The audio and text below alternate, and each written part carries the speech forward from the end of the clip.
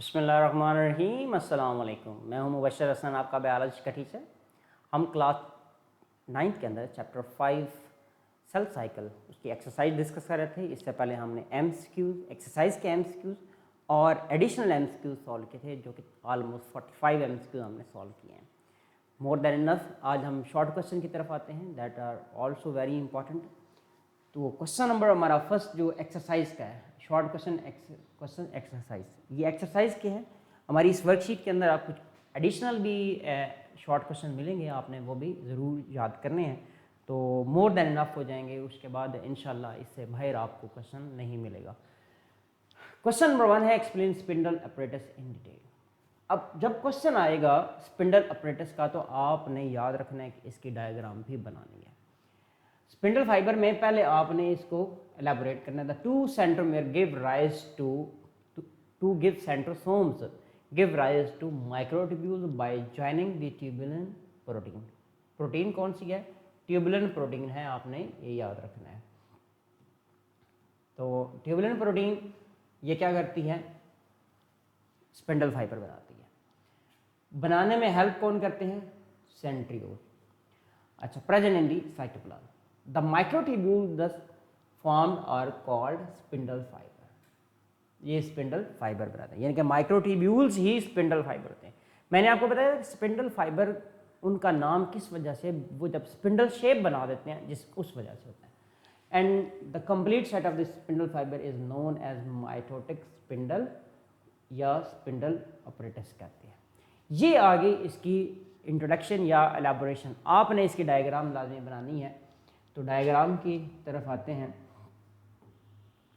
तो डायग्राम कैसे होगी? आपने कहा आपका ये एक सेल है, ये एक सेल है। आप यहाँ पर ये आपने देखा है, ये सेंट्रियोल है, यानी कि एक सेंट्रोसोम ये है, एक सेंट्रोसोम ये है, दो सेंट्रियोल ये, एक सेंट्रोसोम में दो सेंट्रियोल होते हैं। फिर क्या कर रहे हैं? ये स्पिंडल फाइबर बना रहे हैं, ये स्पिंडल फाइबर बना रहे हैं। इस तरह से कुछ स्पिंडल फाइबर हमने कहा खुद से अटैच हो जाएंगे, कुछ जो है वो किसके साथ अटैच होंगे? क्रोमोसोम्स के साथ अटैच होंगे। यानी कि एक क्रोमोसोम ये है, एक क्रोमोसोम आपको यहाँ नज़र आ रहा है, तो यहाँ से अटैच है। तो ये आपको क्या नज़र आ रहे हैं? ये स्पिंडल फाइबर, स्पिंडल अपरेटस नज़र आ रहा है। यानी कि ये आपको क्या नज़र आ रहा है? Spindle apparatus.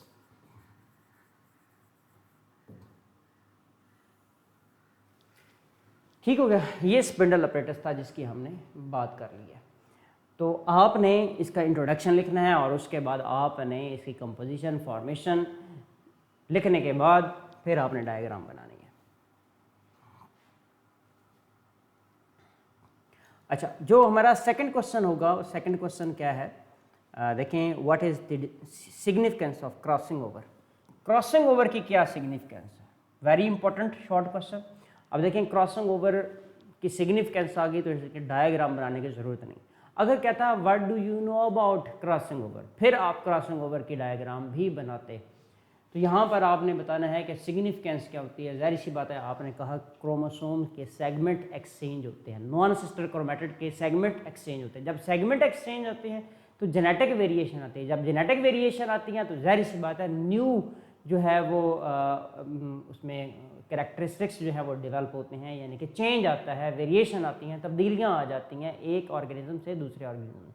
जैसे हम कहते हैं कि तमाम भाई जो होते हैं वो एक ही पेरेंट्स के होते हैं, लेकिन सारे मुख्तलिफ क्यों होते हैं? वो क्रॉसिंग ओवर जेनेटिक वेरिएशन की वजह से होते हैं basically. Variation are differences among members of the same species. Variations की डेफिनेशन आ गई, यानी कि एक ही स्पीशीज़ के दरमियान में जितने भी डिफरेंसेस होते हैं हम उनको वेरिएशन कहते होते हैं।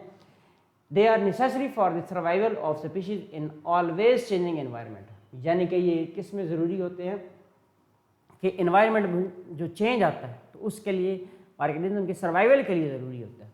तीसरा point, it is because of meiosis that new combination of genes appear in gamete and then zygote. ये तीसरा point. Crossing over and independently formed combination of chromosome in gametes are two important events of meiosis। यानी कि यहाँ पर क्या है? Crossing over and independently formed combination. Independent का मतलब होता है इंडिपेंडेंट असॉर्टमेंट, ये आप इंशाल्लाह 10th में पढ़ेंगे। ये क्रोमोसोम होते हैं, इनकी रैंडम असॉर्टमेंट होती है, यानी कि रैंडमली लिए जाते हैं, ऐसा नहीं फिक्स नहीं होता कि एक सेल के अंदर किसने जाना है दूसरे में किसने जाना है, तो रैंडम असॉर्टमेंट होती है, इसको हम इंडिपेंडेंट असॉर्टमेंट कहते हैं।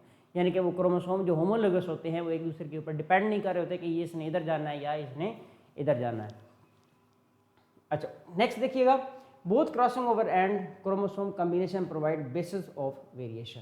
तो क्रॉसिंग ओवर और इंडिपेंडेंट असॉर्टमेंट या रैंडम असॉर्टमेंट भी कहते हैं, या फिर आपकी बुक में लिखा हुआ है क्रोमोसोम इंडिपेंडेंट क्रोमोसोमल कॉम्बिनेशन। ठीक है, ये 3 बातें आ जाती हैं इसमें। तो ये सेकंड क्वेश्चन था हमारा। क्वेश्चन नंबर यहाँ पे 3 है, analysis the events taking place during G1 phase. G1 phase के अंदर कौन कौन से इवेंट्स होते हैं ये हम देखते हैं। Number first, this phase start with the production of a new cell, यानी कि इसमें क्या होता है, सबसे पहले तो ये स्टार्ट होती है जैसे नए सेल तो बनते हैं, ठीक है, एक सेल से 2 सेल बनते हैं, डॉटर सेल्स बनते हैं, उनके अंदर G1 फेज स्टार्ट हो जाती है। फिर देखें इसमें क्या होता है, सेल ग्रो करता है, सेल ग्रो करता है in size, increase in number of organelles, forms needed protein and other substances. इसमें प्रोटीन भी बनाई जाती हैं, दूसरी सब्सटेंसेस भी बनाई जाती हैं। एस फेज़ में इस्तेमाल होने वाले एंजाइम बनाए जाते हैं। एस फेज़ में चूँकि डीएनए की डुप्लीकेशन होती है तो वहाँ पर न्यूक्लियोटाइड की अकोमोलेशन भी इसी फेज़ के अंदर होती है। तो ये मल्टीपल फंक्शन हैं जो इसके अंदर होते हैं। During this phase cell prepare itself for next phase S phase. S phase के लिए भी तैयार होना है, क्योंकि एस फेज में क्या होना है, जो डीएनए रेप्लिकेशन होगी उसके लिए एंजाइम यहाँ पर बनेंगे। It forms enzyme and nucleotides of DNA required for replication process. सारी बातें हमने डिस्कस कर ली। आगे चलते हैं, क्वेश्चन नंबर 4 है हमारा। आपके पास क्वेश्चन आता है, cell cycle below show the formation of 2 daughter cells A and B. Cell A continues in cell cycle while cell B exits in G0 phase. ठीक है, अब इसमें यानी कि क्या हुआ है, A सेल जो बना है वो आगे मजीद उसकी कंटिन्यूस रही है, डिवीजन सेल साइकिल कंटिन्यूस रहा, और जो हमारे पास दूसरा सेल था वो किस में चला जाता है, वो G0 फेज में चला जाता है। अच्छा, G0 फेज में चला गया, देन फिर क्या होता है, अब वो पूछना क्या चाह रहे हैं, देखिए सवाल उनका ये है, what will be the difference in material they synthesize after the production of cell A and cell B. Cell A और सेल बी में जो डिफरेंसेस क्या होंगे, डेफिनेटली जो सेल बी में जो बी सेल है वो G0 फेज में जाएगा तो उसके अंदर, और इसमें जो डिफरेंसेस तो ज़रूर होंगे।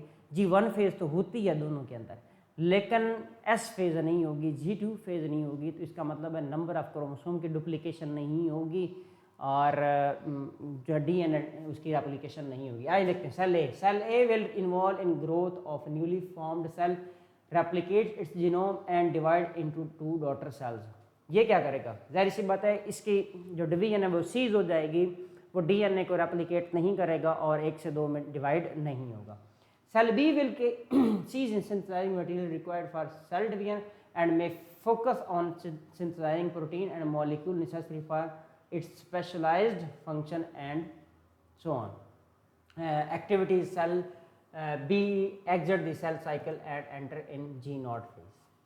वो सेल साइकिल को छोड़ेगा और G0 फेज में चला जाएगा, और G0 में जब वो जाएगा तो अब उसकी डिवीजन नहीं होगी, वो रेस्ट की हालत में मौजूद है। क्वेश्चन नंबर 5 देखिएगा, why do epithelial cells of skin divide continuously. जो स्किन के एपिथेलियल सेल्स हैं वो कंटिन्यूसली डिवाइड क्यों करते रहते हैं, क्योंकि वो सेल G0 फेज में जाते नहीं हैं, G0 फेज में नहीं जाएंगे तो वो कंटिन्यूसली डिवाइड करते रहेंगे।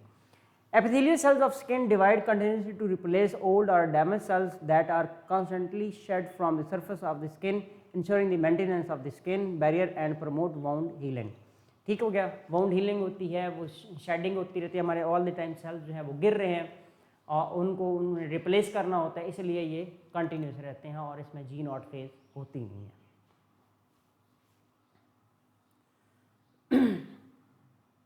क्वेश्चन नंबर 6 है, give differences between myiasis first and myiasis second. Myiasis first और मियासिस सेकंड जो है इनमें जो डिफरेंस है, वेरी इंपॉर्टेंट शॉर्ट क्वेश्चन है, आपने नोट करना है। Meiosis first, the number of cell is double but the number of chromosome is not. Number of cells is double but number of chromosome double नहीं होते। यहाँ पर देखिए, it is like mitosis, the number of chromosomes does not get reduced. इसमें क्या होता है, number of chromosome reduce हो जाते हैं, इसमें नंबर ऑफ क्रोमोसोम रिड्यूस नहीं होते। जैसे कि हमने कहा इसमें 2n सेल है, तो इसलिए आगे जो बनाने हैं वो क्या होंगे, वो जाहिर सी बात है 1n और 1n होंगे। इसमें क्या था, अगर 1n है तो नेक्स्ट भी क्या बनेंगे, 1n और 1n बनेंगे। होमोलोगस क्रोमोसोम सेपरेट, यहाँ पर होमोलोगस क्रोमोसोम सेपरेट होते हैं, यानी कि अगर आप देखें तो इसमें एक क्रोमोसोम ये था और दूसरा ये था, इन्होंने आपस में सेपरेट होना। इसमें होमोलोगस क्रोमोसोम सेपरेट नहीं होते, बल्कि इसमें क्या होता है, myiasis second produce 4 sister chromatid separate. इसमें क्या होते हैं, यानी कि ये क्रोमोसोम है, इसके ये सिस्टर क्रोमैटिड्स जो हैं ये आपस में सेपरेट हो जाते हैं। सिस्टर क्रोमैटिड यहाँ पे सेपरेट हो चुके हैं। Third point, 2 haploid daughter cell produce. यहाँ पे हमने कहा 2 हैप्लॉइड डॉटर सेल प्रोड्यूस। यहाँ पर क्या होता है, meiosis 2 produce 4 haploid daughter cell. 4 इसलिए होते हैं क्योंकि वो 2 होते हैं पहले, उनके जो डॉटर सेल पेरेंट सेल 2 है, तो दोनों से आगे 4 बन जाएंगे और वो भी हैप्लॉइड होंगे। Genetic recombination crossing over only occur in meiosis first. Crossing over जो होती है वो मियासिस फर्स्ट में होती है, मियासिस फर्स्ट की प्रोफेज फर्स्ट में होती है। प्रोफेज जो सेकंड होती है या मियासिस सेकंड होती है उसमें क्रॉसिंग ओवर का मैकेनिज्म भी नहीं होता। Interphase before myiasis first, resting phase between myiasis first and 2 is called interkinesis. इसको इंटरफेज नहीं कहते, इसको इंटरकाइनेसिस कहते हैं। तो ये आपके पास क्वेश्चन आ जाते हैं 6। नेक्स्ट है question number 7, in rapidly dividing cell which phase of cell cycle is reduced. अच्छा, जो सेल्स रैपिडली डिवाइड कर रहे होते हैं उनमें कौन सी फेज जो है वो रिड्यूस होती है। आपने कहा बेसिकली 2 फेजेस होती हैं, एक होती है इंटरफेज और दूसरी होती है एम फेज। इंटरफेज जो है वो बड़ी फेज है, उसमें G1 S फेज और G2 फेज होती है, और एम फेज जो है उसमें प्रोफेज सो ऑन होती है। तो एम फेज शॉर्ट होती है, इंटरफेज बड़ी होती है। Cell cycle consist of 2 major phases, interphase and mitotic phase. Most of the cell is spent in interphase in rapidly dividing cells. Interphase of cycle is reduced. In rapidly dividing cell, interphase of cell cycle reduce. यानी कि जो rapidly divide कर रहे होते हैं उनमें interphase जो है वो reduce हो जाती है। Basically हम कहते हैं कि interphase ज़्यादा होती है। What is the difference between cytokinesis of a plant cell and animal cell? Plant cell और animal cell के अंदर हमने already discussion की थी, बड़ी डिटेल के अंदर डायग्रामेटिकली हमने डिस्कस किया था इसको। तो इसमें हमने बताना है कि जो प्लांट सेल होते हैं इसमें फ्रैग्मोप्लास्ट बनती है और इसकी डिवीजन आउटर टू इनर होती है। जो एनिमल सेल होते हैं उसमें क्लीवेज फरो बनती है और कंट्रैक्टाइल रिंग बनता है और आउटर टू इनर इन्वेजिनेशन होती है, लेकिन प्लांट सेल में ऐसा नहीं होता। लेकिन एनिमल सेल के अंदर फ्रैग्मोप्लास्ट भी नहीं बनती। ये बातें हमने डिस्कस की हुई हैं। In animal cell, this separation is achieved by a pinching of the cell membrane in the middle, forming a cleavage furrow. जहाँ पर क्या cytokinesis plant in plant cell, vesicle derived from Golgi apparatus move to the equator and fuse to form phragmoplast. हमने कहा vesicles आते हैं कहाँ से, Golgi apparatus से। प्लांट्स के अंदर गोल्जी अपरेटस को डिक्टियोसोम भी कहते हैं। तो यानी कि गोल्जी अपरेटस या डिक्टियोसोम से वेजिकल्स आते हैं, दरमियान में इक्वेटर पे आ जाते हैं और फिर फ्यूज़ होते हैं। फ्यूज होने के बाद एक स्ट्रक्चर बनाते हैं जिसको हम कहते हैं फ्रैग्मोप्लास्ट। फ्रैग्मोप्लास्ट भी कहते हैं और इसको सेल प्लेट भी कहते हैं। फ्रैग्मोप्लास्ट और सेल प्लेट भी कहते हैं। ये बनती है, तो ये प्लांट में नहीं बनती। ग्रोज आउटवर्ड, ये बाहर की जानब यानी कि आउटवर्ड ये बन रही है। एनिमल सेल में आउटर टू इनर होती है डिवीजन। यहाँ पे प्लांट्स में क्या थे, इनर टू आउटर होती है। वहाँ पे आउटर टू इनर, यहाँ पे inner to outer. And fuse with the cell membrane and parental cell wall. The content of the phragmoplast form middle lamella and primary wall of daughter cells. Later on, same cells form secondary wall. यानी कि पहले middle lamella बनती है, फिर primary wall बनती है और उसके बाद सेकेंडरी वॉल बनती है। ये सेल वॉल बनने की जो मैकेनिज्म भी आ गया इसमें। क्वेश्चन नंबर 9 है हमारा। क्वेश्चन नंबर 9 है, इसमें देखिएगा both skin cells and cancer cell divide rapidly. Why cancer cells are harmful but skin cells are not, यानी कि दोनों रैपिडली बनते हैं, ठीक है, लेकिन मेन डिफरेंस यहाँ पर ये होता है जो कैंसर सेल्स होते हैं वो अनकंट्रोल्ड सेल डिवीजन होती है, उनका सेल का स्ट्रक्चर, न्यूक्लियस, सेक्रीशन ज़रा डिफरेंट होती हैं, तो इसलिए वो हार्मफुल होते हैं। Skin cells are produce normally by mitosis while cancer cells are harmful because they divide uncontrollably, यानी कि ये अनकंट्रोलेबल होते हैं ड्यू टू जेनेटिक म्यूटेशन, क्योंकि जीन्स के अंदर चेंज आ चुका है।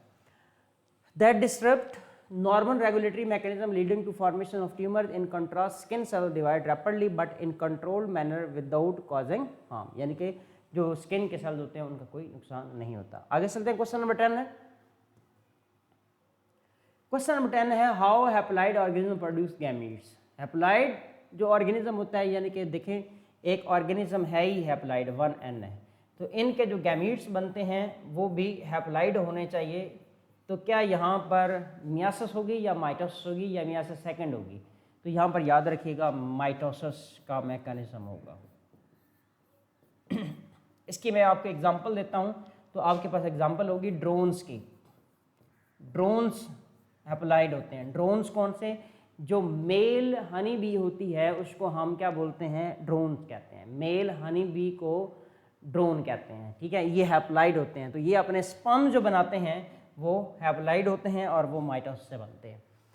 अच्छा, and in haploid organism male honey bees produce gamete by mitosis. In the honeybees, male drones develop from unfertilized egg. The queen bee, though carrying male gamete from male, has the ability to lay eggs that have not been fertilized. The sperm she received from a drone bee are stored in a pouch closed off by a wall. The eggs may be fertilized or may not be fertilized from the stored sperm. The haploid egg develop into haploid offspring. ये पूरी एक story बताई है उन्होंने। किसकी story बताई है? ये ड्रोन्स की बताई है। इससे पहले मैं आपको क्वीन का बताता हूँ। क्वीन जो होती है, जो शहद का छत्ता होता है, कॉम्ब होता है, उसमें सिर्फ क्वीन फर्टाइल होती है, सिर्फ वो अंडे दे सकती है और कोई भी हनी बी अंडे नहीं दे सकती। अब इसमें क्या होता है, इसमें ना याद रखिएगा एक स्पर्मेथिका होता है, एक पाउच होता है, ठीक है। यहाँ पर मेल जो होता है ड्रोन अपने स्पर्म छोड़ देता है, तो जैसे यहाँ से स्पर्म एग पास करते हैं, कुछ एग फर्टिलाइज हो जाते हैं, कुछ एग फर्टिलाइज नहीं हुए। जो फर्टिलाइज हो गया वो डिप्लॉयड हो गया, जो फर्टिलाइज नहीं वो हैप्लॉइड होते हैं। जो डिप्लॉयड हुए वो वर्कर भी बना देते हैं, वर्कर्स, और ये फीमेल होती हैं, फीमेल। और जो हैप्लॉइड होते हैं ये क्या बनते हैं? ड्रोन्स बन जाते हैं। और ड्रोन्स क्या होते हैं? ये मेल होते हैं। जब इन हैप्लॉइड ड्रोन्स ने अपने स्पर्म बनाने होते हैं तो क्या करते हैं? ये माइटोसिस के मैकेनिज्म से बना रहे होते हैं।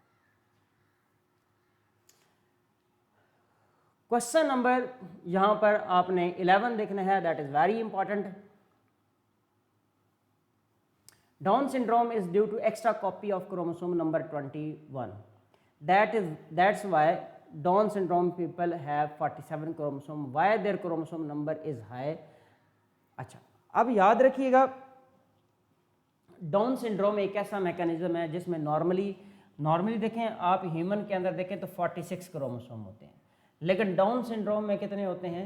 ये ऐसा प्रॉब्लम है जिसमें 47 क्रोमोसोम हो जाते हैं, यानी एक क्रोमोसोम ज़्यादा हो जाता है।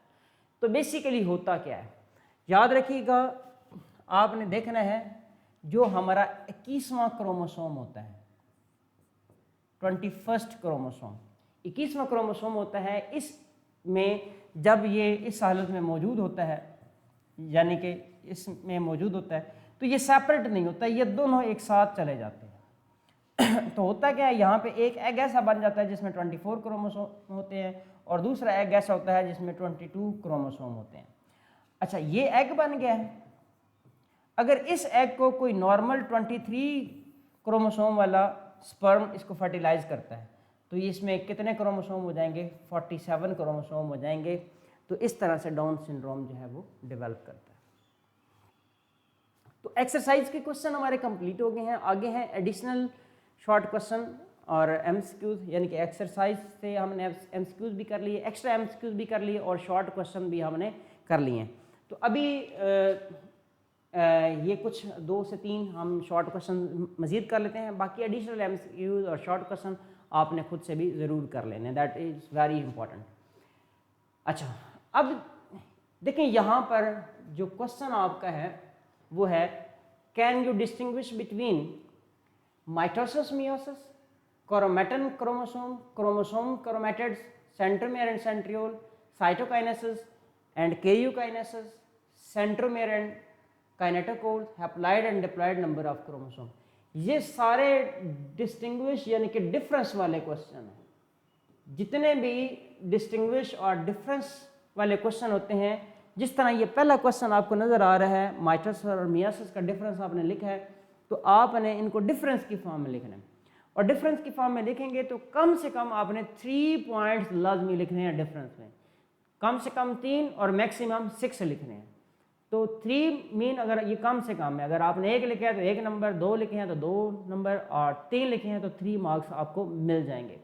तो ये कम से कम बता रहा हूँ, लेकिन कम से कम 3 और मैक्सिमम आप 6 लिखें ज़रूर।